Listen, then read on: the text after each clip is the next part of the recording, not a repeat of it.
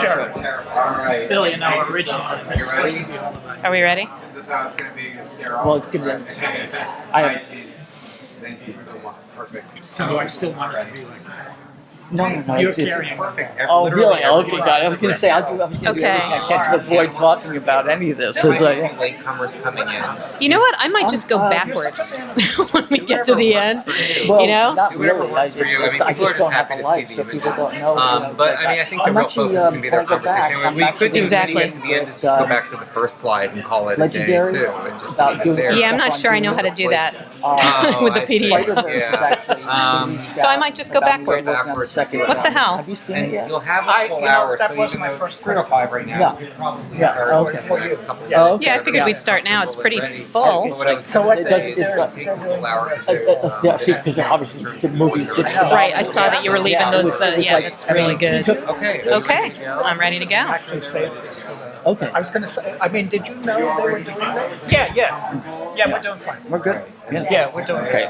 Are we on? Okay. Speaking. All right. Thank you so Thank you. much for doing this. I really Oh, My sure, pleasure. Bill. Thanks, Yeah, Bill. this is great. It's our pleasure. I'll close the door and then Get us out early. Hi, everybody. Hi. How are you doing today? It's a nice full room. I think we may have exceeded the fire code capacity for this room, so that's exciting. My name is Karen Green. I'm the Curator for Comics and Cartoons at Columbia University. Thank you. And these two men need no introduction, really. And you're going to see, so I'm not going to give them one. So you're going to see images flying by. I've just got them on like 8-second advances. And we're going to talk about things. These are Klaus's influence. This is Bill's current work. If at some point you want to refer to slides that have passed by, I can go back to them. Okay. But we're just going to let them appear. Okay. So here we go. Bill Sienkiewicz, Klaus Janson. Hey, everybody.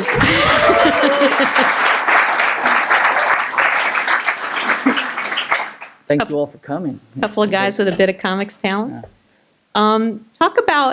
Let's just start off by talking about how you guys got from, kids drawing in the back of your notebook, where probably many of you started or still are, to becoming Bill Sienkiewicz and Klaus Janson. Well, we started off as each other, right? It's like, right. I went started off with a kid drawing in the back, and then it's like, then eventually I became Klaus Janson. And I've been trying to become Bill Sienkiewicz. It's not as easy as Bill makes it look. It's a lot of therapy. Very few things A are. lot of therapy, no kidding, between the two of us. I think. Oh yeah, it's like we can have a discussion about forget art technique. It's like how to go into a session and just right. My time's up. Right, as we get to my time's up. No, I draw because my mother didn't love me. It's just, Well, I think at one point or another, I think there has to be a level of truth to, and one thing I'm going to do is I'm going to interrupt every thought that I have with another thought before I finish it. So you should just prepare for that. Is that a reflection of your artistic process? No, just age. Oh, okay. What we were talking about? Because it's Therapy. Therapy.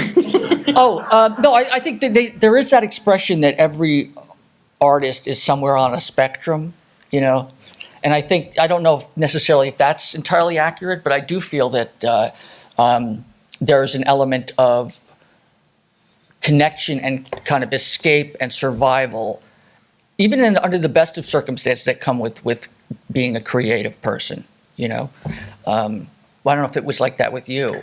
I never thought that I was on the spectrum when I was a kid because there was no such thing really as a spectrum when I was a kid.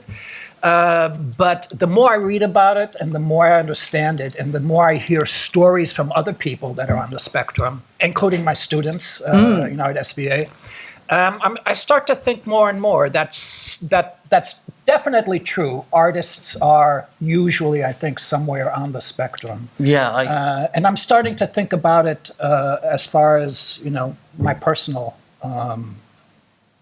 existence is concerned. Sure, yeah. that's interesting. I mean, because I think certainly, when I was growing up, it was really bifurcated. I mean, it was like, there were quote the normal people, and then there was and then there were all of the derogations, like the short bus or and then all the stuff that you can't say at all anymore, which shows a progress in terms of society and culture, But Well, I think you would agree that the categories are just out the window. That Right. That it's just become much more generalized, even in terms of gender and that it Right. is no longer you either are or you aren't. It isn't that way anymore, which I find quite refreshing. Actually. absolutely. But do you also feel that as an artist that that the whole binary aspect of things, as an artist, things never felt, because of all things sort of being possible with putting lines on paper or whatever in terms of creativity, all these sort of, not even gender normative things, but in terms of, good versus evil versus, all of these sort of black and white areas of society, of prohibitions about what we're growing up with. It's like, or what was allowed.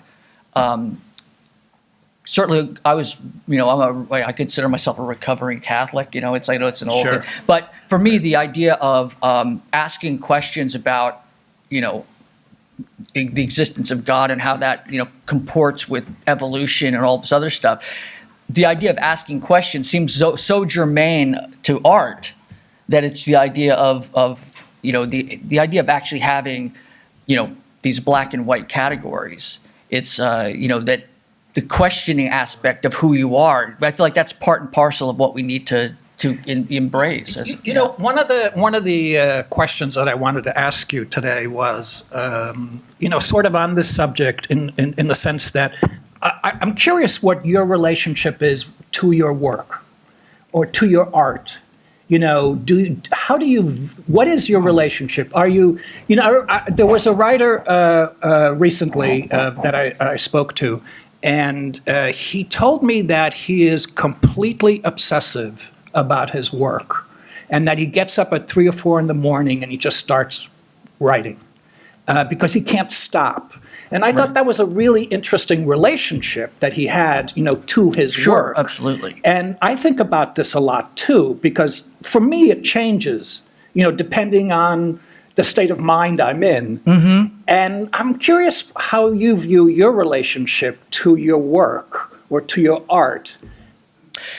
That's a really interesting question. I don't think I've thought of it in those kinds of terms. I guess contentious, is part of it. But at the same time, it feels there's this aspect where I feel like it's partly entirely who I am. It's partly has nothing to do with who I am. It's a massive contradictions. That to say that I'm obsessed. I take the art very seriously, but I don't take myself very seriously. Mm-hmm. The work to me is in a weird kind of a way, I can't take any credit for being born with any kind of gift, but I can certainly take credit for all the hard work. I think it really the thing I knew from a very young age I wanted to draw comic books, and I knew I wanted to be an artist. And I think the moment when it crystallized for me in terms of the major awareness of how much I'd committed to it, because it is. There's times when the work is like my best friend. It's like there's times it's a partner. There's times it's a surrogate. There's times it's an escape. There are times it's a drug. There are times it's a security blanket, to calm me down. It's like, but when I was early on when I was married in my 20s, and I was a pretty heavy drinker. I was also a heavy smoker and country kid, and I ended up breaking my drawing hand, in a fit of anger, drunken anger. And the next day, it's like I quit drinking, smoking, red meat, sugar, coffee, my marriage, because it was like, this is everything I had wanted to be, and this is what everything I'd aimed for. And it was like, and through like that stupidity of turning around and like facing yourself, it's like there you, no matter where you go, there you are. It was like, this stops now. Because it's like, yeah, I felt like I wanted to honor whatever gifts, you know, like the DNA or gods are sort of thrown, you know. I hear what you're saying, and I completely agree with you that my limit in terms of destructive behavior stops when it affects the work. Right. That is the most valuable thing. Yeah. And I recognize that, you know, without that, and the work serves just as many functions as you mentioned. You know, depending on the day, it's your surrogate, it's your partner, it's your life preserver, it's your enemy. Right. You know, you can be angry at it. And there are days you know? it's a job. It's literally that's just right. a job. Yeah, That's right. Where it's like Yeah. I don't have time to do art. I'm just like, it's math. I'm filling in, you know, I'm making the donuts or the pizza, you know. And there are days I actually would prefer to be making pizza because I know if somebody eats it and they buy it and they eat it, then it's good. It's like, and they at least it satiates. But with art, it's like sometimes it's like you never know. But there are days, and tell me your experience. I mean, there are days when I look forward to the donut day because it's a rest from, you know, being creative in air quotes and being on all the time, you know. So there are days that I have during the week when I say, okay, today is a donut day, you know, and I know that, you know, I'm going to, you know, fill in blacks or erase pages or, you know, stuff like that. There are the, at the very least, it's going to be a professional day, as opposed to it's not going to be necessarily art. You can't sit down and sort of prescribe that or proscribe it. But I mean, I find it hard to be on all the time. You know, some days it just doesn't. You don't hit that mark. No, but I think that part of for me is I get bored kind of easily, so I like to jump around from technique to technique, because I found that early on, whenever I would feel afraid of something, you know, like, and I think I found this out also in terms of all the stuff that's happened with Trump, and you know that there's that whole thing about steering into the skid so you can avoid the crash. Like I found that I think I steer into the crash, and I find that if I go towards something, it's like I get bored really easily, and I need to sort of keep, if something frightens me about like learning a certain color scheme or, you know, design or whatever, I feel like I dive into it. It's like I need to face it, and you know, until it's no longer, because it controls you if you don't. That's let right. it, you know. Yeah. So I used to know an inker who would ink only the stuff that he liked first, and then, you know, the end of the story is that, you know, after 2 weeks he'd be left with, you know, all the stuff that he hated to do. Yeah. And that's what you're talking about. You're jumping in this right on top of the stuff that that is the most challenging. yeah, and then there are the days like what you're saying about the panel borders. I mean, there are days when it's like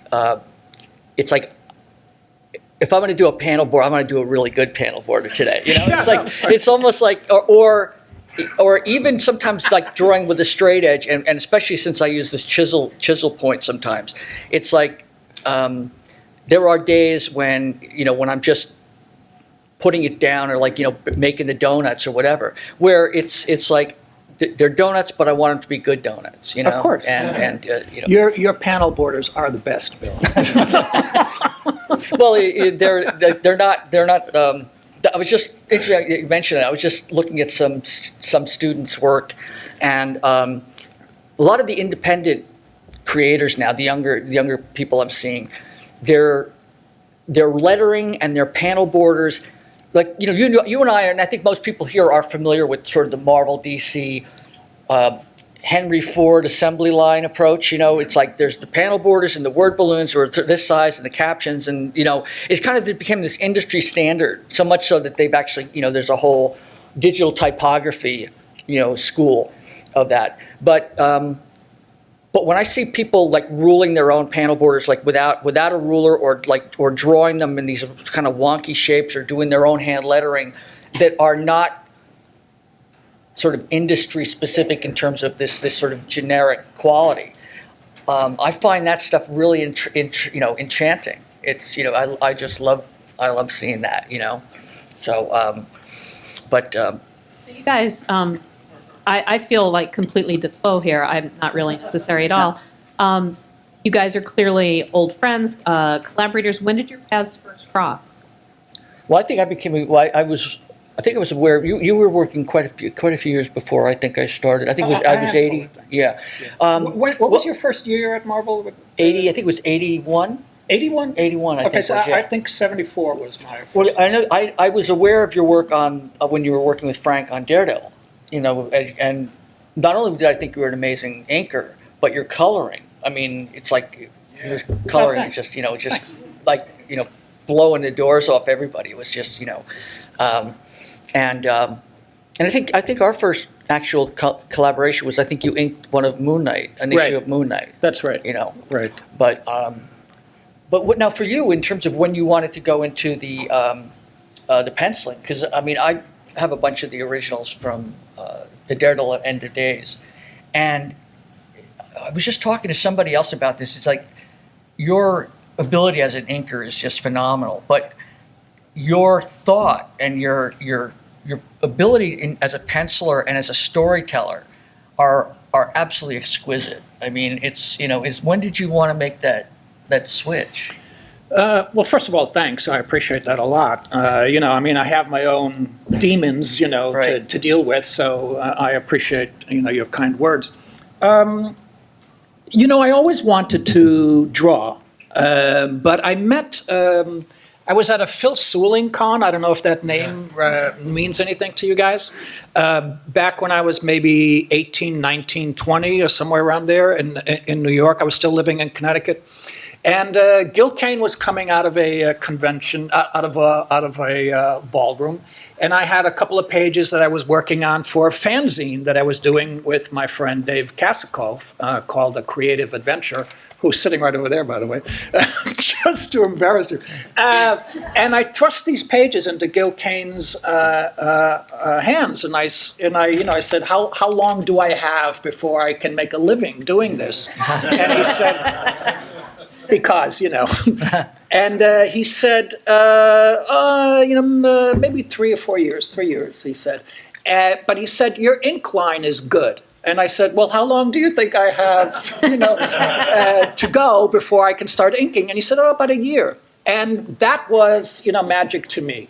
So I thought, that's great. well, let me take the year option. And so Right. I did, inking. And then, I don't know, about you, but I find that, the business or the industry pegs you very quickly. Yeah. Is that right? Yeah. Right? And it's hard to break out of. Oh yeah, I used to write and draw, color all my own stuff growing up, and then it's all of a sudden it's like you're a penciler, Right. and it's like, or you're an inker. Right. But That's right. I always enjoyed Right. pushing against any of that, it's like, especially when I was switching from styles to style, with like the New Mutants or whatever, and then Elektra, I wanted to do painted interiors, but. Well, so it was a matter of necessity, that Right. I wanted to make a living. I wanted to move from Connecticut. I wanted to Where in live Connecticut were you? Bridgeport. Okay, yeah. Bridgeport. Yeah, I know Yeah, you. yeah. I had a. Well, you a were place that I in bought. Westport. I was in Westport, but I Right. bought a place in Bridgeport and couldn't wait to move. Oh, and Black Rock. Yeah. That's right. Yeah. Yeah. We were all Bridge- waiting for Donald Trump to build his casino, but Well, also, that was gonna do something for the economy, but nothing. No, he punked out Yeah. that one. Bridgeport used to be an idyllic manufacturing town. It was the hub of yeah. And then manufacturing disappeared, like so many cities, and drug gangs moved in. Right. And so you had a choice of either getting out or being beheaded. And so I chose getting out. Right. Well, it's funny to mention that because when I'd leave the studio in Westport, and sometimes I'd actually drive home. There was a little market that I'd go to, sometimes as the sun was coming up, and I'd go in and I knew the owners, and I remember one time I walked in, And it was literally like I'm just going through my usual routines of picking up the newspaper and picking up like some bagels or whatever. And the guy he's just standing there, and I walk up to him and I go, "Hey, how you doing?" He goes, "You just missed it, dude." And I'm like, "What?" He goes, "The shooting. It's like we were just held up." And I'm like, it's like, so the kind of, and I'm just this oblivious guy, it's like forget like Crime Alley, or anything Batman related with me. It's like, it's like, is there a shooting here? Bill, I wonder, because I know you were living in Westport for a while, but weren't you you touched upon that daily strip kind of a, like Stan Drake, those people that lived in Westport. Oh yeah, and I mean, like Westport was a magical place. Yeah. I mean, having grown up in the farm areas of New Jersey, I mean, I think some people know this, but I was a farm kid. I baled hay. Was around horses and pigs and cows and dogs and stuff like that, and tried chewing tobacco. Not through my own. Not through my own. I can't picture that. No, the older farmhands thought it would be funny for me to try. You got to try this, and. If you want to lose your lunch, and not even today's lunch, it's like it's awful stuff. But you knew Stan Drake, didn't you? Or I got well when I got married, we were in New Jersey, and I was starting to work for Marvel, and Rick Marshall, who was my editor at Epic, he ended up inviting me. Said you've got to move to Westport. He goes, we're buying a house and. You can come and rent our old place. He said, it's like comic strip central, comic book central, illustrator central, actor central, and it was absolutely true. I mean, it was the most amazing period of time so I got to know Stan Drake like a mentor, a brother, a father figure. I mean, drinking buddy, I mean, he actually posed for me for a bunch of stuff for Big Numbers. And then Leonard Starr, who did Little Orphan Annie, was amazing. All those guys were there, and I got to be friends with so many of the illustrators. And then again, seeing rock and roll people and actors, and it's like the one weird thing about Westport is that you could be walking, through a bookstore. And like Paul Newman would be over in the corner, and nobody bothered Paul Newman. Yeah. It was like everybody knew to leave him alone. Whereas Joanne, I got to know Joanne just a little bit because at the art center that I had a studio, because she used to do the theater workshops and stuff like that.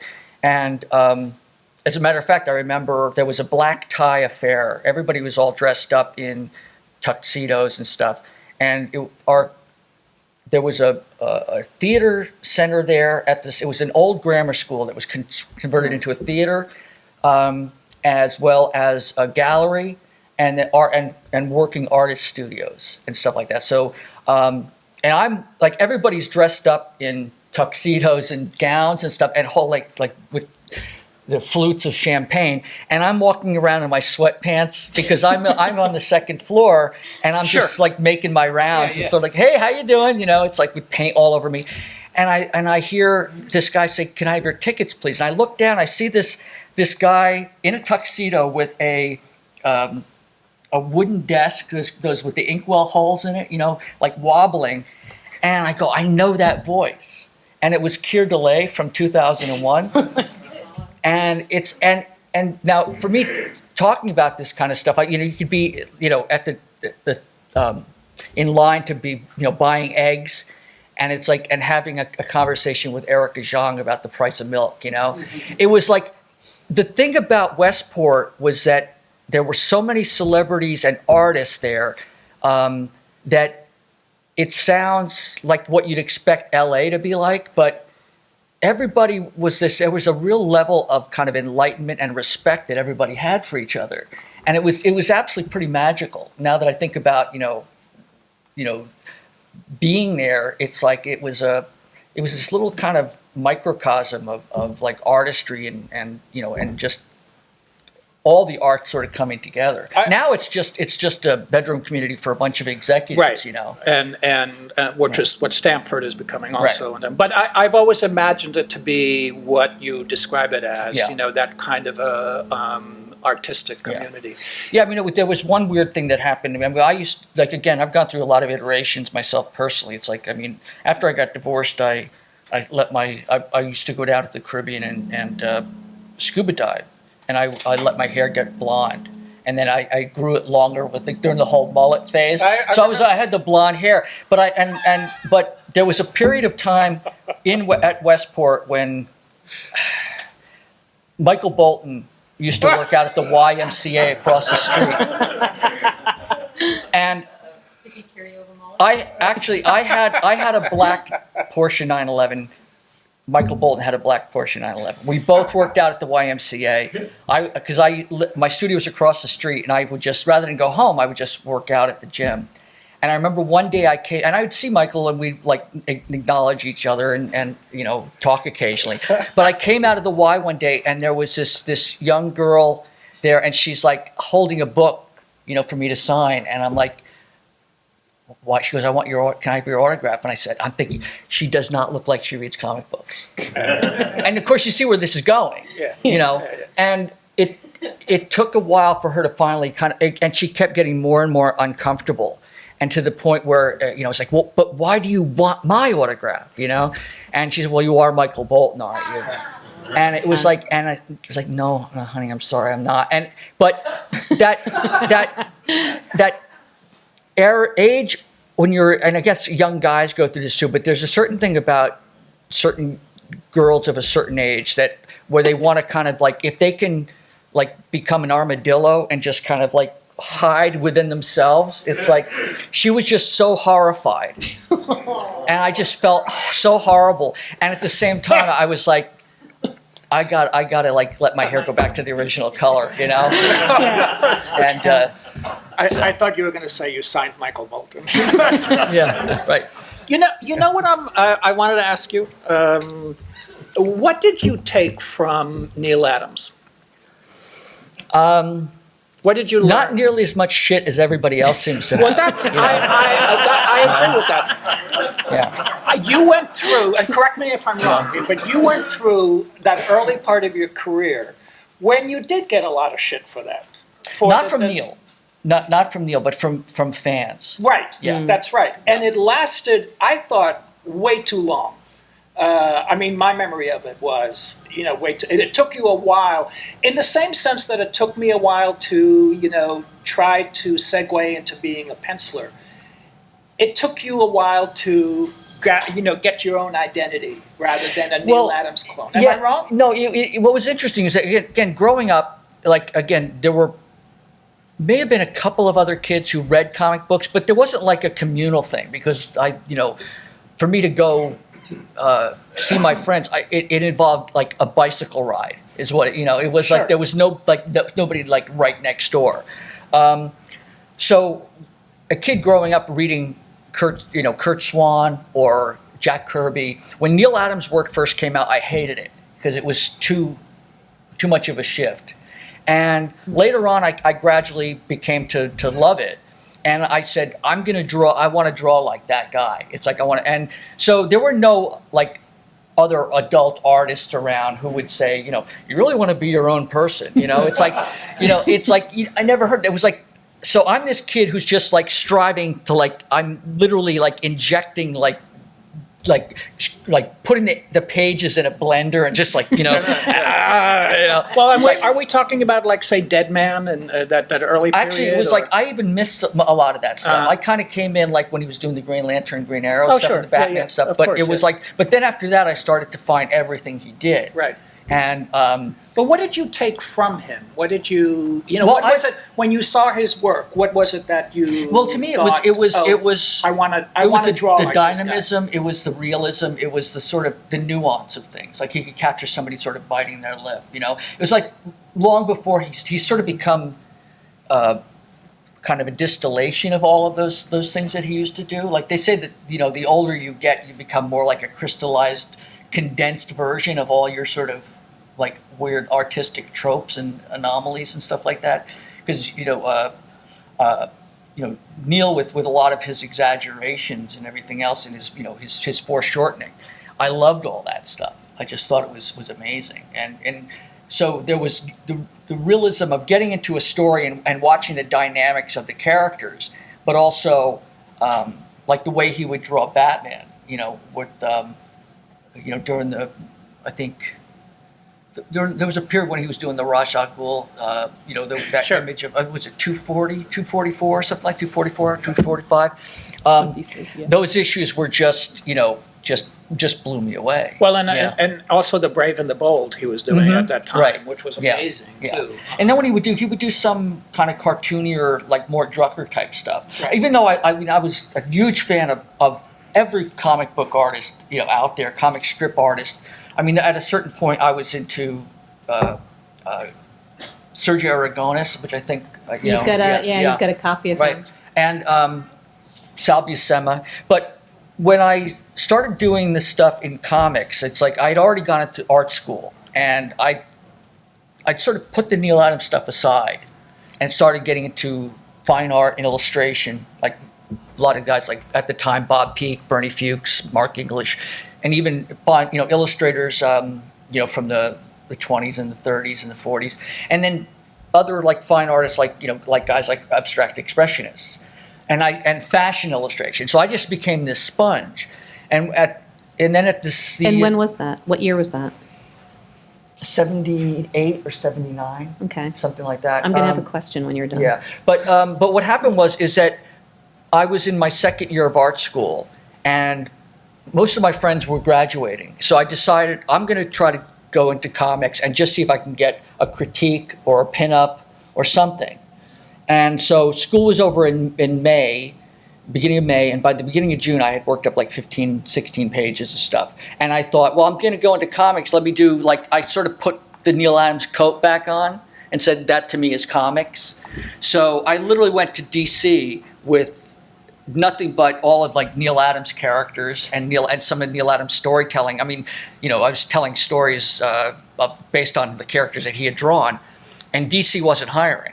So they sent me over to Continuity, and Continuity, Neil looked at my stuff, called up Jim Shooter. So I literally got a job. I went from thinking I didn't have, maybe I could get them to say, come back in a year or come back in 3 years. Because I thought if I didn't get anything at all, I could go for the last year of school and then go into illustration or something, even though I really wanted to do comics. But I ended up getting kind of a career at Marvel based on nothing but DC characters. But when the pushback started to happen about the Neil Adams clone stuff, that's really when even my sketchbooks were full of just all this other stuff that I'd been dying to get in there. And my wife at the time was like, you can't, that's not what comics are. And other friends were saying you can't do that in comics. And there were no good reasons why not. It was like, I'm either going to do my own thing or I'm going to get out. Because at that point, it's amazing in a certain kind of context, anger and frustration can be a wonderful motivator if you use it in a healthy way. So, Bill, just look at this slide for a second. So this is you doing a Dazzler cover in 1982 Right. on one side, and then you doing a Dazzler cover the following year. So this is clearly, sorry, I can't make the forwarding stop. This is clearly when you made that decision to just say, to hell with comics as usual, I'm going to do my own stuff. At least that's what it looks like. Was that kind of your moment? Well, also the idea of comics being in black and white at the time. Uh-huh. I pretty much begged to do painted covers because painting added another whole level of illustration to it, and there were things that I wanted to get better at with painting. So with design and value arrangement and things like that, things you can do very easily with digital now. But but yeah, I just wanted to dive into that, and I mean the fact that they actually went with the painted covers, considering the quality of the printing was not marginal. In terms of the line pattern. And when did they go with painted interiors? 87. What's that? Yeah. Thank you. Thank It was you very actually, much. yeah, it was actually when I told them that I wanted to do the Elektra assassin, that I needed to sort of take the painted cover idea and the crazy stuff I was doing with the New Mutants and do that on an interior level as painted stuff. And that's really when I wanted to try something like the Rauschenberg or the Kurt Schwitters. And there was actually no painted page rate at all. It was just there was only the page rate, which I think at the time was $35 or $40 for those like YT, you know, the color guides that you got, like you probably see in your sleep still occasionally. I do. Yeah, right. And I because I wanted to do it, I said fine, then I'll do it for that.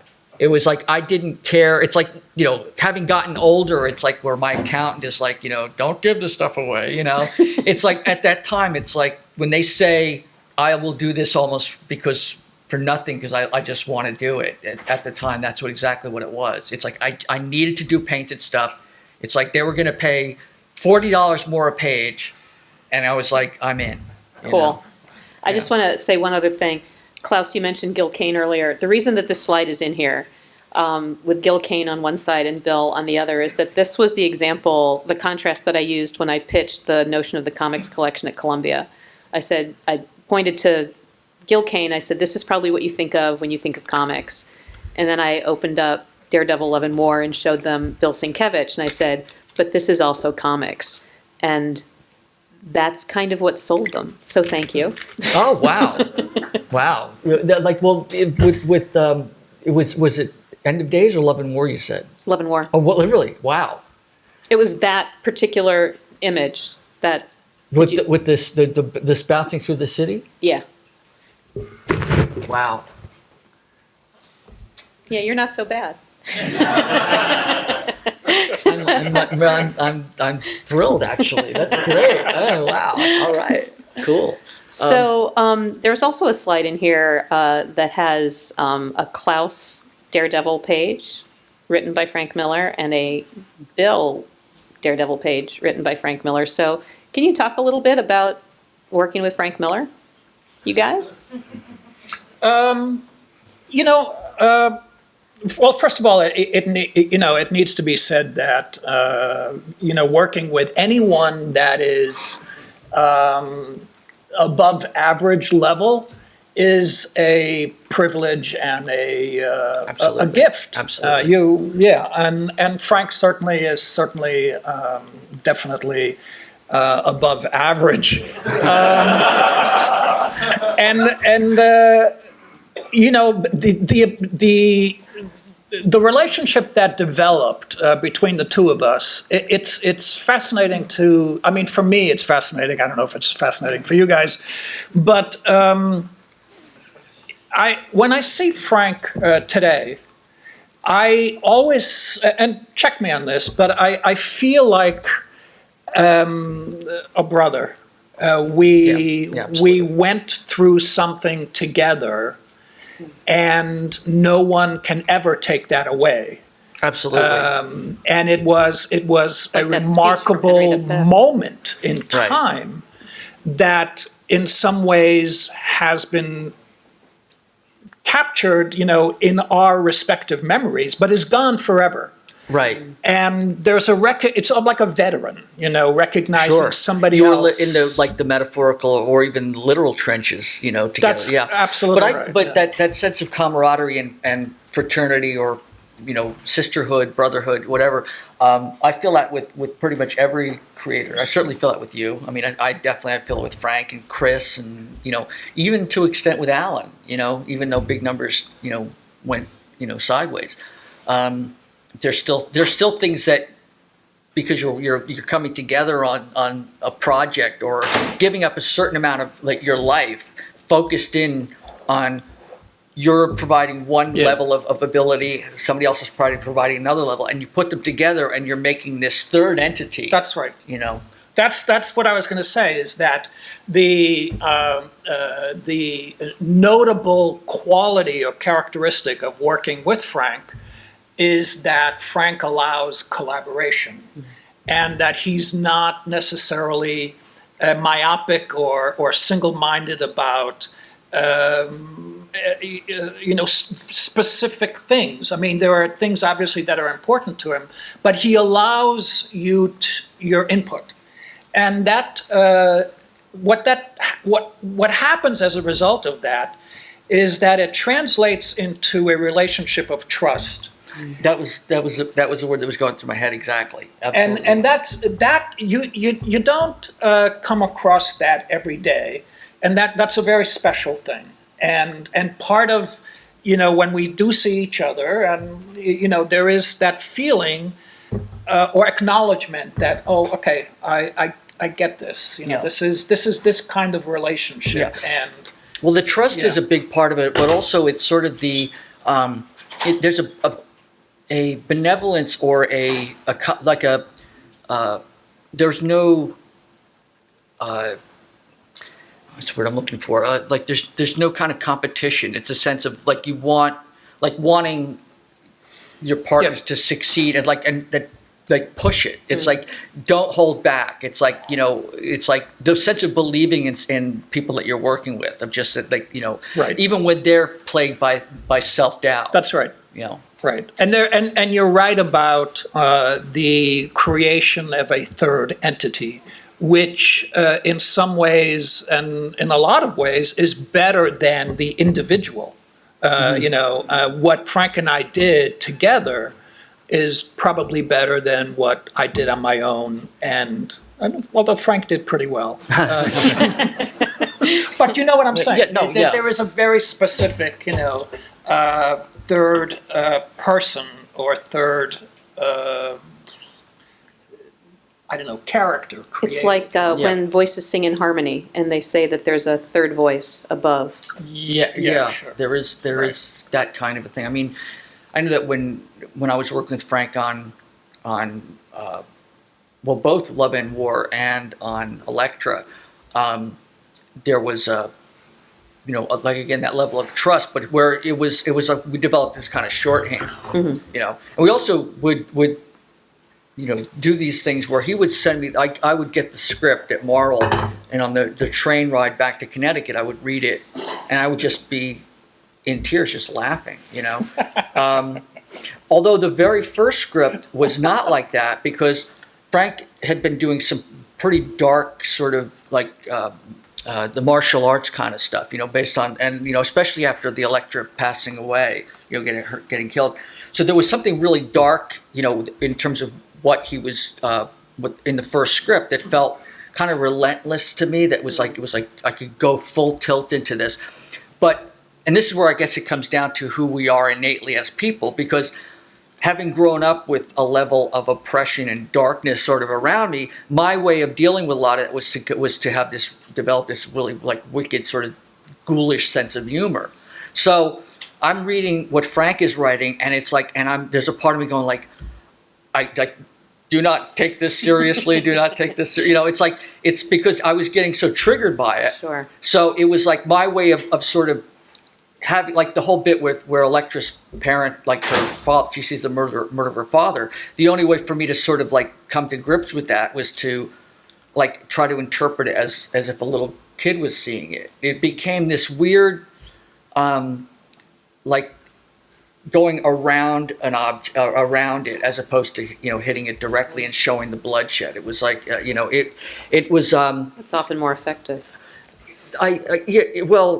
Sometimes it is, but again, it's sort of like trusting, and that's what we're getting back to, without trusting each other. So Frank and I were he, like I said, I would read the script on the train, and in later issues, I would be cracking up, and I would get so excited, I would just, start running off on tangents, and just God, I love this, and whenever I would take an interest in that kind of a way, and want to deviate from what's there as a collaborator, to me that's something I really treasure. It's because I've done jobs where they just want me to do the art, and that's it. They don't want any kind of level of engagement of thought, and I'd like, look, I'll just leave my hands here, and the rest That of me seems will go kind on of vacation. pointless. Like, why would they ask you? You know what? I think just to jump in for a second, what a lot of people don't realize is that Frank is actually has a terrific sense of humor, and he's Wickedly very so. funny. Wickedly so. Very funny. And Yeah. you know, that's not the image that I guess is out there, because of the work tends to be so grim and gritty. But I think people get locked into this grim and gritty kind of shorthand and fail to see the humor in a lot of what Frank does. Right. And in person, Frank is, quite Right. quite funny. I agree. I got the opportunity to interview him in November, and I was very nervous because I expected him to be a character out of one of his books. And he always does. Whenever anybody gets a photograph of him, he always kind of goes into this mode. But he was it was like he was still the teenage fanboy from Vermont. I mean, he was just enthusiastic and knowledgeable and fun, and I had the best time with him. He was just amazing. Yeah. Yeah, and to get back what I was saying about like the reading of the script and then getting into it and running with it. And it was like we used to talk about like playing a game of mumbledy-peg where we're just standing at 6 feet at each other, throwing knives at each other's feet, But I remember visiting him in Los Angeles, and I just remember one night, where we were just having such a creative, like explosive, like giddy time, just running with ideas about what we could do with the story. And people say, what is there any like one image that sticks in your head about your time, a distillation of what it was like to work with Frank? And I said, and it's this weird thing of popcorn ceiling. Yeah, because all I remember was laughing so hard and lying on the floor of Frank's and Lynn's apartment and looking up at their stucco ceiling. And it was just like, for some reason, it just made this mental, Of course. that's it. It just stayed with me, So that, to me, it's like the emotion of just the laughter and just side splitting and just the creativity and just, we could try this, we could try that. And it was the joy of collaboration and what the medium could be, Should we see if there are any questions from the audience for you? Sure. Frank.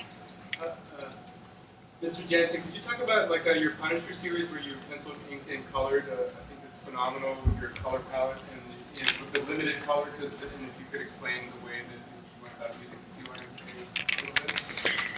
a little bit. The printing process was, I think, as you probably know, so primitive at that point. You were limited in terms of the amount of colors that you could use. I mean, I was heavily influenced by a couple of painters that I really liked, and I still like, and by Tom Palmer, Milton Avery, Fairfield Porter.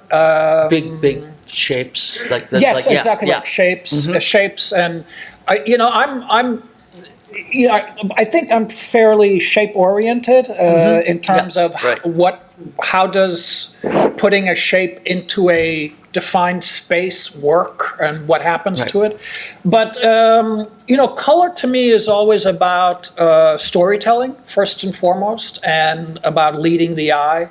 And manipulating the focal point. So it's usually about contrast, without getting into a real long discussion about palette, and, but hot and cold. But thanks for the, I've recently, I'm making my way into digital, and the long-range goal is to get back to coloring and be able to do that digitally. So I'm right at the point now with digital where we're dating. We're not quite married yet, but we're getting there. I think we're engaged. That's probably where we are. Well, regardless, they have all your information anyway. That's right. Yeah. Another question? Yes. So for Bill, when you first started doing the painted covers, was there was there like, I'm just curious to think like, what were the Marvel offices like? Were there some editors or creative people, I'm not curious about names, but was there a sense of like, because you used a phrase earlier that was very interesting, people from all walks of life who would say, that's not comics. This over here, we know this visually to be what we know as comics with a capital C.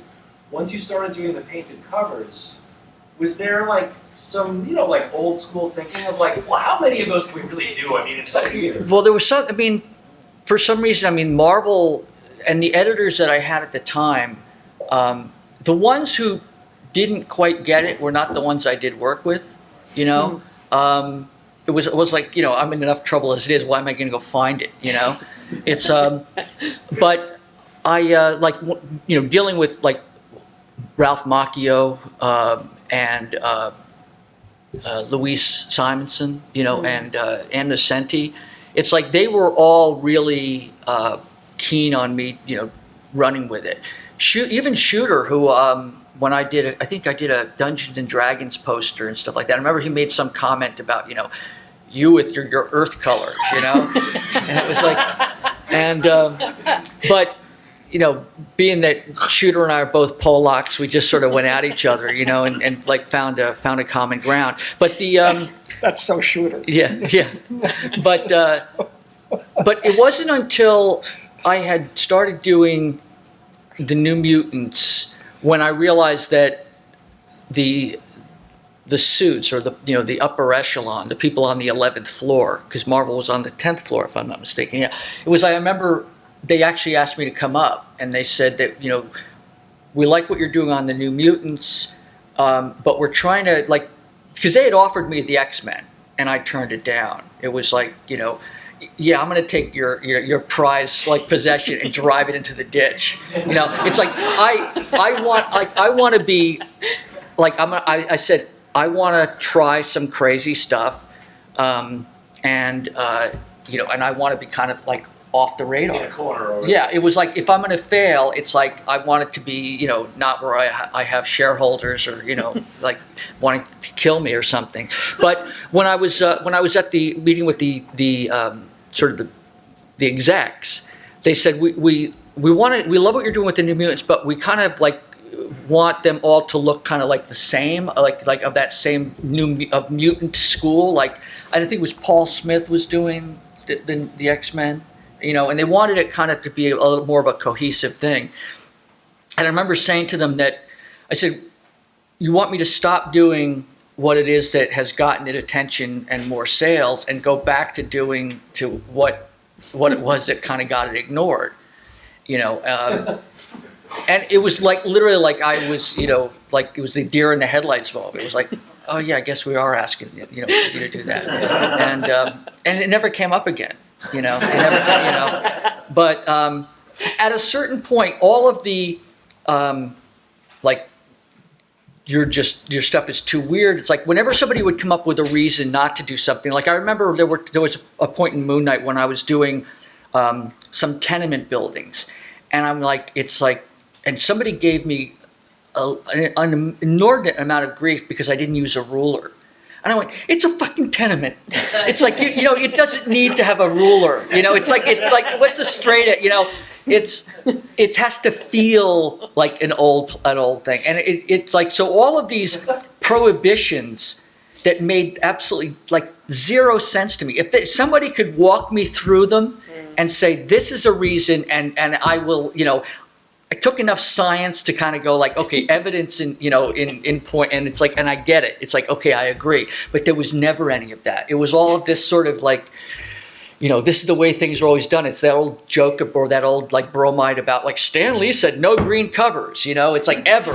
And it's no, it's he meant that cover didn't work on that particular cover for green, with green. It's why don't you try another color? But it's just, there are all of these sort of things that are passed down as just the way things are done.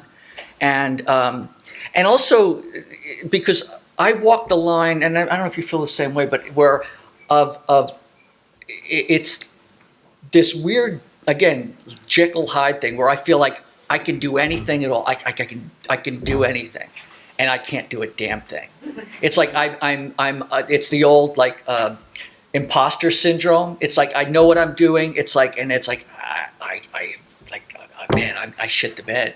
You know, it's like that kind of horror. You know, so there was a certain point when all of the prohibitions that people were sort of defining it with me. It was almost like those old Life commercials with Mikey. It's like, you know, it's something weird. It's like, give it to Bill. He'll draw something weird. It's like Mikey, you know, he'll eat it, you know. It's like, was what it became for me. And I kind of went like, I'm just going to ride this. It's like, I'm going to embrace it, you know.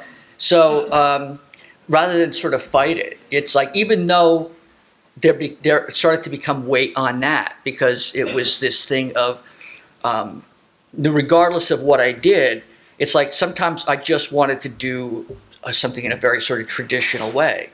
You know, like I remember I did an Alf cover. And it was like, and they said, Alf goes to an art museum. And I ended up, and it was like, run with it. So because I wanted to, like, I knew what the expectations were of me. So I said, well, I'm going to subvert them, and I'm going to basically do a portrait of Alf as if he were sort of like the kind of engraving you see on a $100 bill. It's like, I'm going to go like the absolute opposite direction of the sort of crazy, wonky, you know, stuff, and like play against the type, you know, or the expectation. And because the one thing I try to do is like, if people, what they can expect from me is not to know what to expect, if that makes any sense.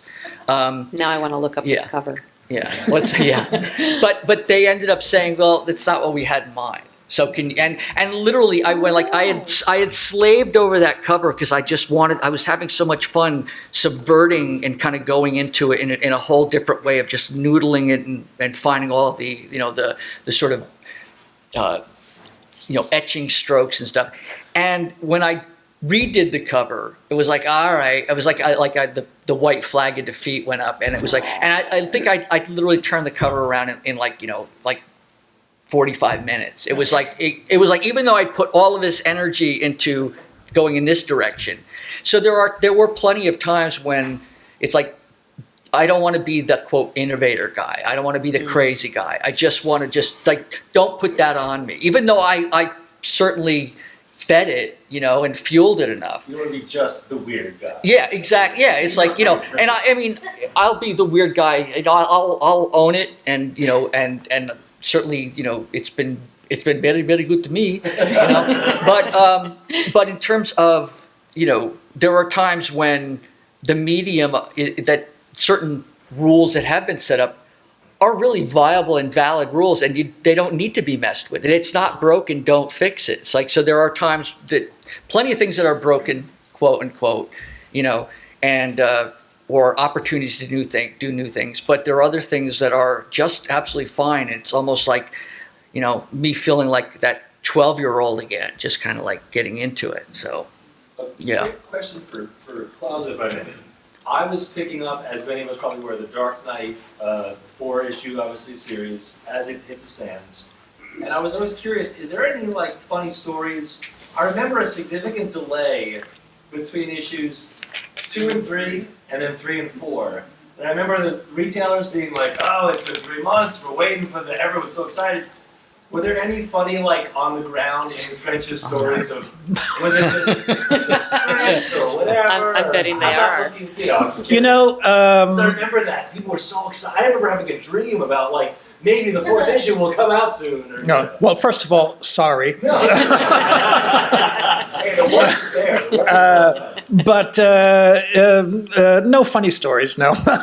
You know, what really happened during Dark Knight was the proverbial shit hit the fan. I mean, it was just so overwhelming, the amount of attention and the amount of pressure that was on everyone that was associated with the book, that I think it was just a very normal thing to want to do the best work possible under very trying circumstances. It was not an easy time for I think anybody. It was, you know, DC at a certain time realized what they had. And, there was a lot of pressure and a lot of attention. And, it was the first book, a comic, that ever went to a second printing.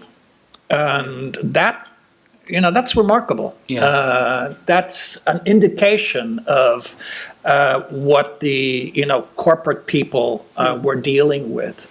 But I think, the good news is that we survived and we got through it, and the work speaks for itself. I had the occasion of rereading the first Dark Knight when I was asked to ink Andy Kubert on DK3.